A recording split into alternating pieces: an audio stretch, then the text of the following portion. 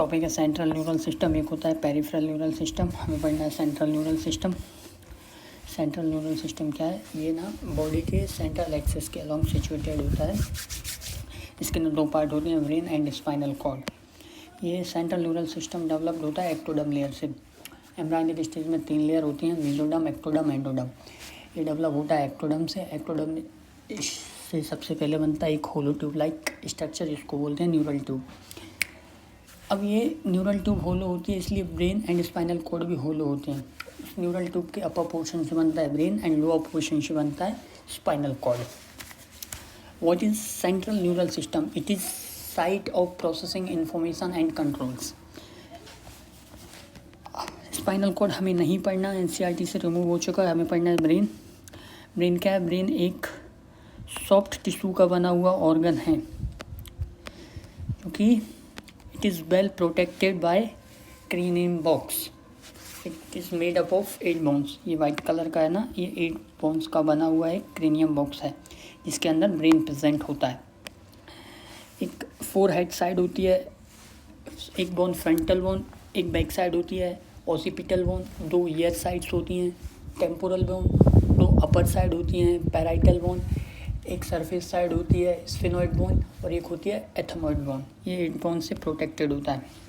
अब ब्रेन एक soft organ है, इसलिए ओपनली नहीं छोड़ सकते इसको। इसके आउटर साइड 3 मेम्ब्रेन होती हैं, ये फर्स्ट, सेकेंड एंड थर्ड। ये 3 मेम्ब्रेन हैं, येलो कलर से दिखाई हुई के नाम है। जो आउटर मोस्ट साइड प्रेजेंट होती है इसको बोलते हैं ड्यूरा मैटर, जो मिडिल साइड होती है इसको बोलते हैं अरेक्नॉइड मैटर, एंड जो इनर साइड प्रेजेंट होती है इसको बोलते हैं पाया मैटर। अब जो अरेक्नॉइड मैटर है ये हायर ब्रेन का कैरेक्टरिस्टिक फीचर है हायर मेमेलियन ब्रेन का। अब ये ड्यूरा मैटर जो है, इसके बाहर कोई स्पेस नहीं है, क्योंकि ये क्रेनियम बॉक्स एकदम चिपकी हुई होती है। और ये जो पाया मैटर है, इसके अंदर कोई स्पेस नहीं है, ये ब्रेन से एकदम चिपकी हुई होती है। लेकिन ड्यूरा मैटर के अंदर जो स्पेस है इसको बोलते हैं सब ड्यूरल स्पेस, और अरेक्नॉइड मैटर के अंदर जो स्पेस है इसको बोलते हैं सब अरेक्नॉइड स्पेस। सब ड्यूरल स्पेस में भरा होता है एक बॉडी फ्लूइड, एंड सब अरेक्नॉइड स्पेस के अंदर भरा होता है एक फ्लूइड, इसको बोलते हैं CSF, सेरिब्रो स्पाइनल फ्लूइड। ये ब्रेन के अंदर भी होता है। इसका काम क्या होता है? पहला, ये शॉक एब्जॉर्ब करता है। अगर हेड में कोई चोट लगती है तो इससे ब्रेन को शॉक नहीं लगता, ये शॉक को एब्जॉर्ब करता है। एंड दूसरा, ये बॉयंसी प्रेजेंस प्रोवाइड करता है। मतलब ब्रेन ना एक अडल्ट ह्यूमन मेल का होता है 1400 ग्राम का, एंड अडल्ट ह्यूमन फीमेल का होता है 1250 ग्राम्स। लेकिन हमें फील नहीं होता, हमें ये फील होता है ओनली 180 ग्राम्स, क्योंकि ये CSF भरा होता है ना जो सब अरेक्नॉइड स्पेस में, ये इसको बॉयंसी देता है, ऊपर की तरफ एक फोर्स लगाता है। ये ब्रेन का एक रफ डायग्राम है। ब्रेन के 3 पार्ट होते हैं, fore brain, mid brain, hind brain. Rough diagram है। और फोर ब्रेन के भी 3 पार्ट होते हैं, cerebrum, diencephalon, olfactory lobes. Mid brain के 2 पार्ट होते हैं, crura cerebri, optic lobes.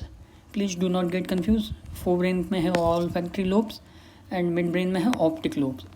Hind brain में होता है pons varolii, cerebellum and medulla oblongata.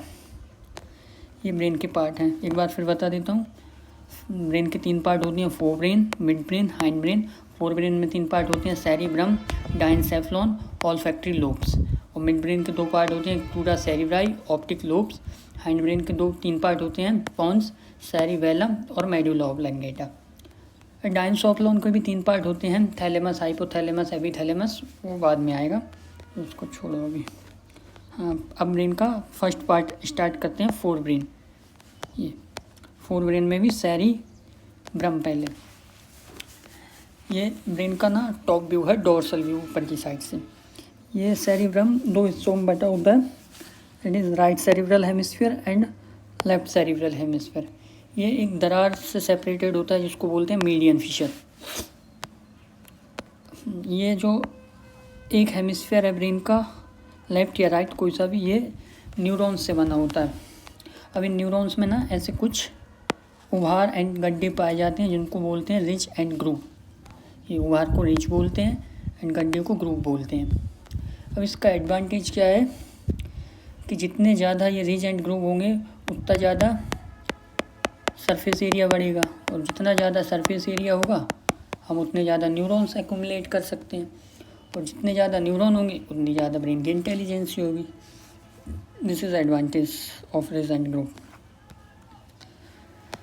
अब ना ये है ब्रेन का लेटरल व्यू, साइड व्यू।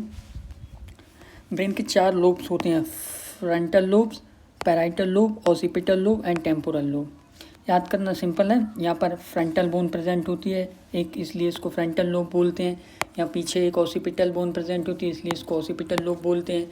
यहाँ पर 2 पैराइटल बोन प्रेजेंट होती हैं, एक ब्रेन के उस साइड एक इस साइड, दोनों साइड, इसलिए इसको पैराइटल लोब बोलते हैं। और यहाँ पर 2 टेम्पोरल बोन्स प्रेजेंट होती हैं, इसलिए इसको टेम्पोरल लोब बोलते हैं। अब ये सेपरेटेड यही दरारों से के द्वारा होती हैं। ये frontal lobe and parietal lobe को सेपरेट करता है सेंट्रल सल्कस। दरार के लिए शब्द यूज़ करते हैं सल्कस।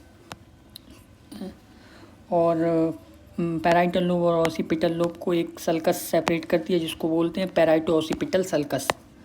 एंड टेम्पोरल लोब को जो सेपरेट करती है ये एक लेटरल सल्कस, इसको बोलते हैं लेटरल सल्कस।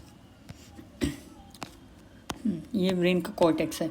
ये ना सेरिब्रम है, left cerebrum and right cerebrum. इनका ना आउटर मोस्ट पार्ट है, इसको बोलते हैं कॉर्टेक्स। कॉर्टेक्स ये इतना पार्ट, इसको बोलते हैं कॉर्टेक्स।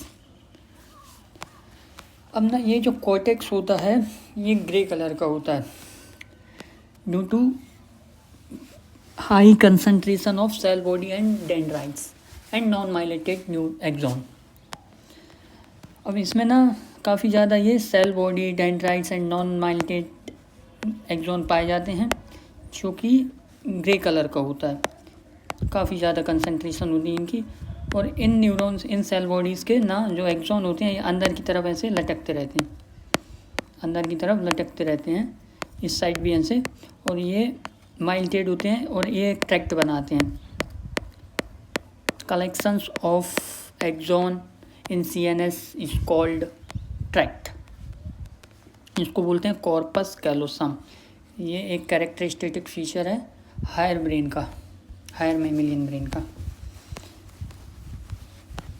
अगला क्या है, अब ब्रेन के कुछ एरियाज़ होते हैं।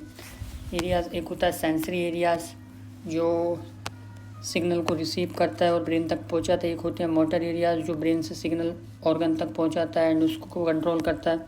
और एक होता है एसोसिएशन एरियाज़। ये एसोसिएशन एरियाज़ हैं, ये क्लियरली ना तो सेंसरी है ना मोटर्स हैं। NCERT में लाइन्स है, it is neither clearly sensory and nor clearly Motors in function.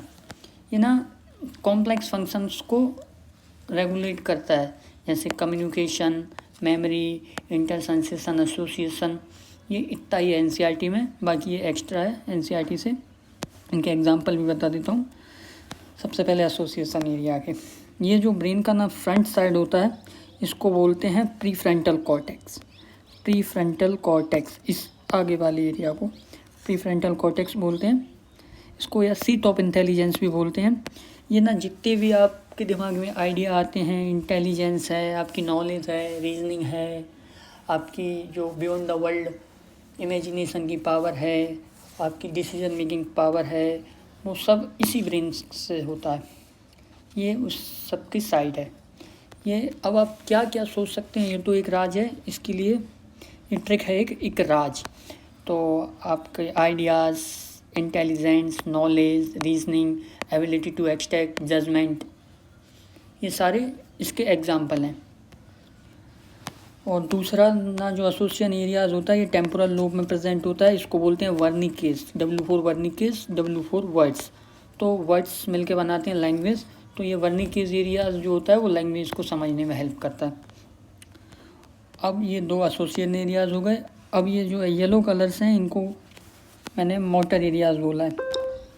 ये सबसे पहले फ्रंटल लोब में प्रेजेंट है ये ब्रोकास एरिया।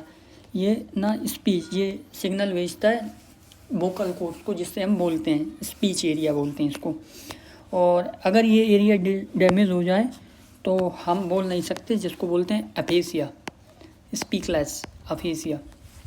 एक होता है प्राइमरी मोटर एरियाज, ये हमारे वॉलेंट्री मसल को सिग्नल भेजता है जिससे हमारे वॉलेंट्री मूवमेंट्स होती हैं like walking, running, writing, etcetera etcetera. And अब सेंसरी एरियाज।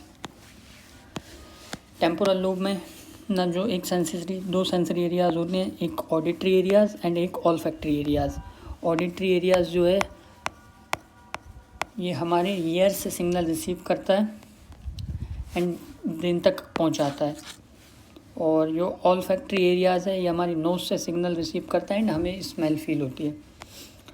और एक होता है ये गस्टेटरी एरियाज़, ये हमारे टंग से सिग्नल रिसीव करता है और हमें टेस्ट का फील कराता है, गस्टेटरी एरियाज़।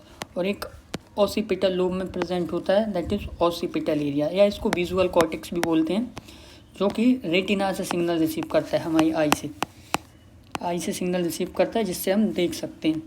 ये ओल्ड मूवीज़ में देखा भी होगा, पहले हीरो के पीछे अगर कोई गुंडा मार दे तो आँखों के सामने धुंधला धुंधला आ जाता है, इसलिए बोल रहे हैं पीछे नहीं मारना चाहिए, तो वो उससे ऑसिपिटल एरिया डैमेज हो जाता है तो दिखता नहीं है। और एक है सोमेस्टेटिक एरियाज, ये जनरल सेंसेशन के लिए like touch, temperature, vibration, general sensation हमें इस एरिया से होती हैं। ये that is thing. Thank you.